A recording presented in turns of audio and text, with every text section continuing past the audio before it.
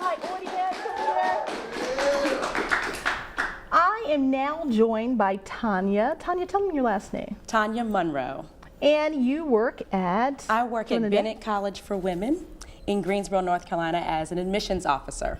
And today, Tanya and I are going to talk about why go to college. Because believe it or not, even in today's society, there are some people, Tanya, some students, who feel like they don't need college. What would you say to that student? I say to any student, no matter how old or young that student is, because we're lifetime learners, first and foremost, our education is our passport to our future. It ensures that we can provide and be a viable citizen and contribute positively to our communities. Now let's talk about your own experience. Okay. Where did you go to college? Where did you step into college? I stepped into the University of North Carolina at Chapel Hill. Go Tar Heels. Any Tar Heel fans in the audience? Can we hear you? Go Heels, yay. I did, and I also had an opportunity to attend Aveda Institute in Chapel Hill, North Carolina as well to earn my esthetician's license. So I have a biology degree as well as an esthetician's license.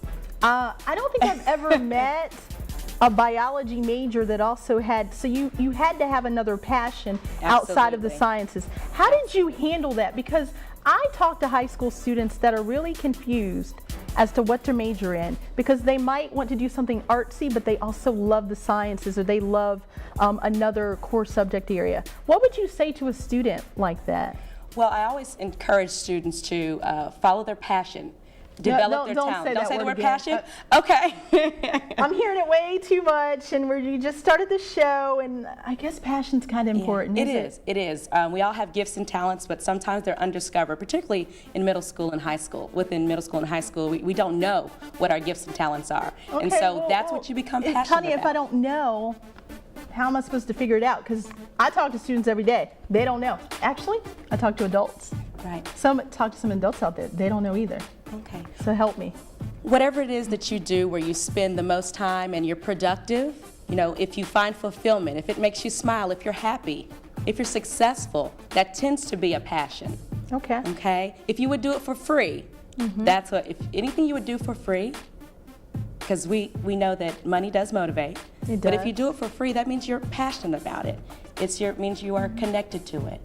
And so I had a passion for wellness or health, as well as understanding the intricacies of the human body. So I knew I wanted to go into healthcare and wellness. So that hence my biology education, our background, and then my desire to be what some would say a makeup artist. Did you do someone's makeup on this show? I did, and you look glamorous, sister. Tanya is actually the makeup artist for Step Into College, you guys. And so I know that not only does she have a passion for doing makeup, but she's excellent at it. So thank you again for that. But talk to me about your college experience. Okay. And for any student that's thinking of going, what would you say to them? What's one of the best things they can do to prepare? Develop habits early on. For all of our middle schoolers. What kind of habits you talking about, Tanya? We're talking about your personal work habits. Like work ethic? Like study habits. Was talking about like work extra ethic? co-curricular involvement. All of that is who what you does that are. mean? What does that mean? Extracurricular involvement. Extracurricular activities are those things that you do outside of the classroom. Okay. Again, that's positive, as well as the word co-curricular, because they are as important as the academics. Okay, so getting involved in clubs and organizations in their Absolutely. school. Building leadership skills and teamwork, understanding teamwork, and understanding how important it is to serve community, service learning. It develops you as a person. Why do colleges and college admissions officers care so much about not just their grades, but also the extracurricular? Explain that to me and the viewers. Well, your colleges are many communities, and within those communities we're developing our leaders of tomorrow. And when I say leaders, first you're a leader of yourself, and then you lead your home, and then you can contribute in your career, the industry, your workplace, and then you can contribute to the greater community or the society at large. And so we certainly want you to have good study and academic prowess is the word we use. Be competitive for admission. That means you've done well in your English, math, science, foreign language, and history classes. Okay? Right. You've done well academically, but also you've started developing yourself as a young leader. someone who, again, will contribute positively to our society. Okay, so because colleges, a university is a community, they're looking for students to bring positive qualities to that campus community. Absolutely.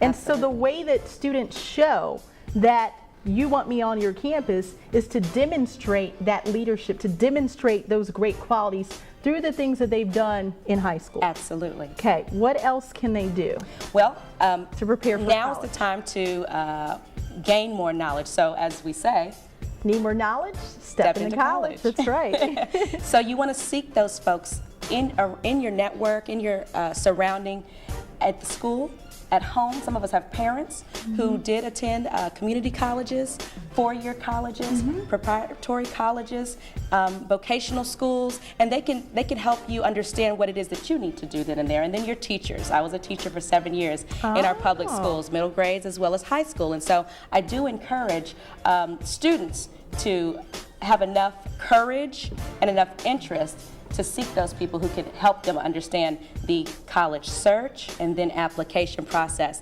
And that's where we as admissions officers are here to assist you. It's okay to reach out to the colleges because we have answers for you. We can help you prepare.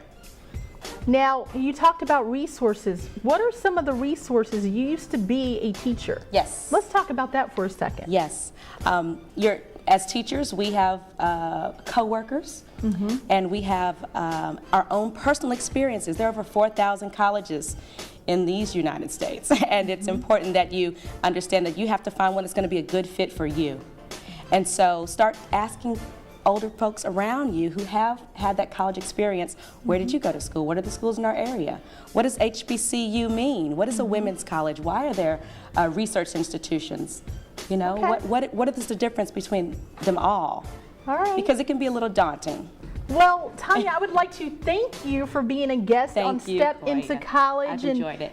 I gained information. I hope you gained information. But we have some audience members over there that have a question. Yeah. I love questions. And I'm going to throw over to 16 now. What's up? Let's do it. What it is? Hey, I got one guy over here. He's kept about to tap me. Is you? What's your name, brother? Name's Sean. How you doing? Yeah, I just want to know, like, can a community college like offer you just as much as a four-year college? It's a good question. Back to you, Koyah. All right. That's a good question. Can the community talk about that? Absolutely. Everyone has their own journey in terms of their education and their personal development. So a community college can be right for you. It can be right for the next person. If you have an opportunity to go to directly from high school to a four-year institution, I encourage that as well, if that's going to work best for you and your family. Your community college does offer you an associate's degree, and often you can transfer directly into one of our four-year universities here in the state or elsewhere. So I encourage you to ascend as high as you can in the educational career of yours. You know, if you do associates first or just go straight to your bachelor's degree, I certainly encourage that. Well, thank you again. And now I'm going to ascend to a break, and we will be right back. Phil, I'm Viv. That's right, and I'm Good Luck. Hey, what's up, everybody? This is Hill Harper. You're watching Step Into College.